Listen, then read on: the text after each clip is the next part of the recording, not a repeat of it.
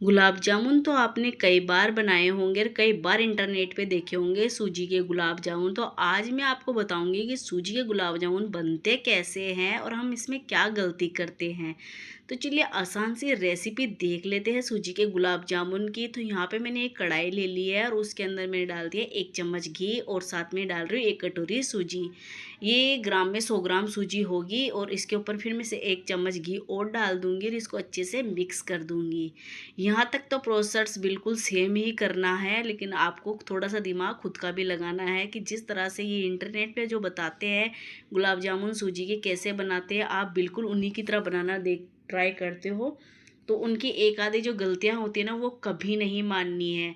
तो देखिए यहाँ पे सूजी अच्छे से भुन चुकी है। तो पहली गलती मैंने क्या करी है, यहाँ पे सूजी भुनने के बाद में हमें सूजी को ठंडा करना चाहिए था, लेकिन मैंने क्या करा इस गरम गरम सूजी में ही 2 कटोरी दूध डाल दिया।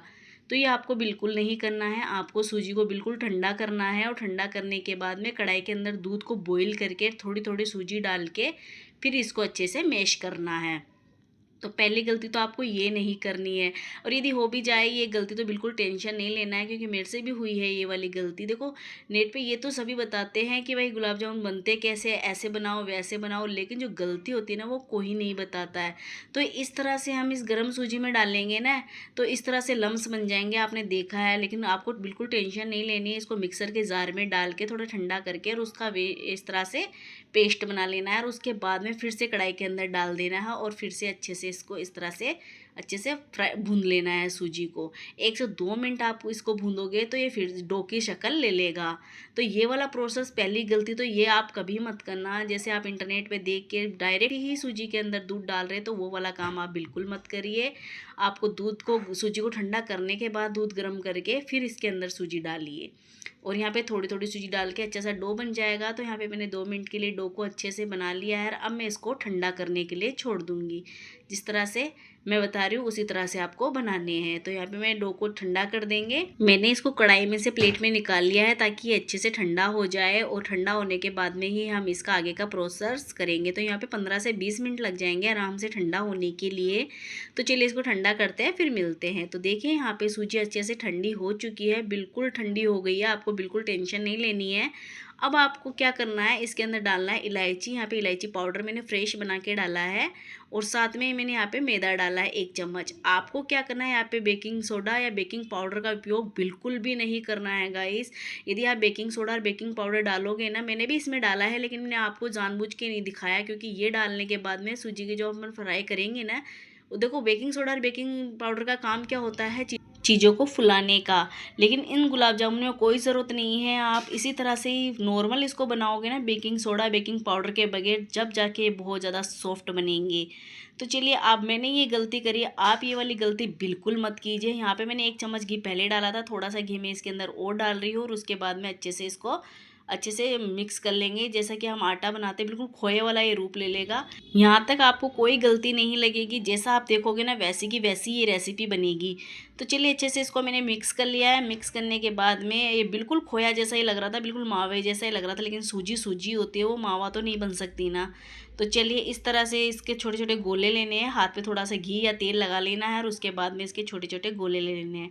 आपको सेफ जैसी देनी है वैसी आप दे सकते हैं, इसमें कोई बुराई नहीं है, जैसी आपको आती है वैसी बना सकते हैं। तो चलिए अच्छे से मैंने इसकी गोल गोल राउंड राउंड छोटे छोटे रसगुल्ले की शेप दे दी है, यानी गुलाब जामुन की इसी तरह से आपको देनी है। तो यहाँ पे मैंने पूरे गुलाब जामुन बना के रख लिए हैं गाइस। मैं बहुत ज़्यादा खुश थी यहाँ तक कि ये बहुत ज़्यादा अच्छे बनेंगे, लेकिन मैंने एक गलती करी थी बेकिंग पाउडर डालने की, वो वाली गलती मेरे को यहाँ भारी पड़ने वाली थी। तो चलिए इनको मैं यहाँ से उठा के अच्छे से तेल या घी आपके पास जो भी है वो गर्म हो चुका है, नॉर्मल घी तेल या गर्म करना है, ज़्यादा हाई फ्लेम पे इनको नहीं फ्राई करना है। अब इस तरह से हम ये सारे गोलियां डाल देंगे इसके अंदर, सारे गुलाब जामुन जो बना के रखे हैं वो इसके अंदर डाल देंगे और अच्छे से इसको हिला लेंगे। अब हिलाएंगे कहाँ से, पहले चम्मच से नहीं हिलाना है आपको, दोनों साइड से कढ़ाई इस तरह से पकड़ के इस तरह से मिक्स कर लेना है। अब जो है ना ये जो हमने बेकिंग पाउडर डाला है ना वो क्या करेगा, ये जितने भी आप चाहे स्लो फ्राई करो चाहे हाई फ्राई करो, इसमें बबल्स से आने लग जाएंगे। यदि आप मीठा सोडा नहीं डालोगे तो इसमें बिल्कुल भी बबल्स नहीं आएंगे, ये बिल्कुल फटेंगे नहीं। तो इसलिए मैं आपको मना कर रही हूँ, बेकिंग सोडा और बेकिंग पाउडर आप मत डालिए, आपकी पूरी मेहनत बर्बाद हो जाएगी। जो भी आप बना रहे हैं, जिस भी रसगुल्ले में गुलाब जामुन में बेकिंग सोडा और बेकिंग पाउडर बताते हैं, तो या तो आप चुटकी भर डालो या फिर आप इसको स्किप ही कर दो। ये देखियो हल्का हल्का छोटा छोटा बबल से आ रहे हैं ना, ये बबल से आने लग जाएंगे, चाहे कितना ही स्लो आप फ्राई कर लो। तो ये वाली गलती आपको नहीं करना। और चाहे अगर आपने थोड़ा ज़्यादा डाल दिया है तो वो कढ़ाई में ही फट जाएंगे, वो बाहर निकलेंगे ही नहीं। तो चलिए यहाँ पे गुलाब जामुन तो मैंने अच्छे से फ्राई कर दिया। जो मैंने गलती थी वो मैंने आपको बताई है कि गुलाब जामुन जो भी आप बनाओ तो उसके अंदर मीठा सोडा या बेकिंग पाउडर का उपयोग बिल्कुल मत कीजिए। अब यहाँ पे मैंने 1 कटोरी सूजी ली थी, तो 1 कटोरी में चीनी लेकर 2 कटोरी पानी लेकर यहाँ पे हमने चिपचिपी चाशनी बनानी है, जब तक कि चीनी नहीं घुल जाए। जब तक ये देखिए चीनी अच्छे से घुल चुकी है, अब हम इसके अंदर डाल देंगे इलायची। फ्रेश कूट के इलायची हम इसके अंदर ऐड कर देंगे। इससे क्या होगा, चाशनी की खुशबू बहुत अच्छी आएगी चाशनी के अंदर। और थोड़ा सा 1 पिंच से भी कम मैंने यहाँ पे कलर डाला है, फूड कलर, येलो कलर, तो आप वो इसके अंदर डाल सकते हैं। आपके पास केसर है तो आप केसर भी इसके अंदर डाल सकते हैं, लेकिन हर किसी के पास केसर नहीं होता। तो इस तरह से आपको इसको चेक कर लेना है। बिल्कुल चिपचिपी सी चाशनी ये बन गई है, चीनी अच्छे से घुल गई है। तो चाशनी मैंने बंद कर दिया गैस की फ्लेम को, और यहाँ पे मैंने सारे गुलाब जामुन डाल दिए। ये देखिए हल्के हल्के से बबल्स दिख रहे हैं ना गुलाब जामुन के अंदर, ये उसी चीज़ का होता है। 1 पिंच मैंने यहाँ पे मीठा सोडा बेकिंग पाउडर डाला है, सॉरी, बेकिंग पाउडर से भी ये दिखता है। तो बेकिंग पाउडर का काम क्या होता है, केक को फुलाना या फिर ब्रेड को फुलाना या ढोकले को फुलाना। तो ये काम आपको बिल्कुल नहीं करना है। बेकिंग सोडा और बेकिंग पाउडर आपको नहीं डालना है। तो उसके अलावा आप सब कुछ डाल सकते हैं, पाउडर, मिल्क पाउडर भी डाल सकते हैं, कुछ भी डाल सकते हैं। और ये देखिए 2 दिन के बाद में अच्छे से फूलेंगे, ये अच्छे से इनके अंदर रस जाएगा। लेकिन आपको बेकिंग पाउडर बेकिंग सोडे के बिना भी ये बहुत ज़्यादा सॉफ्ट और बहुत ज़्यादा अच्छे बन के तैयार होंगे। और कैसी लगी आपको मेरी ये रेसिपी, कैसा लगी जो मैंने आपको ट्रिक बताई है बेकिंग पाउडर बेकिंग सोडे वाली, आप मुझे कमेंट्स करके ज़रूर बताइए कि आपने भी कभी गुलाब जामुन बनाए हैं और उसके अंदर आपने बेकिंग सोडा और बेकिंग पाउडर डालने के बाद में वो बिल्कुल ही ख़राब हो गए हैं।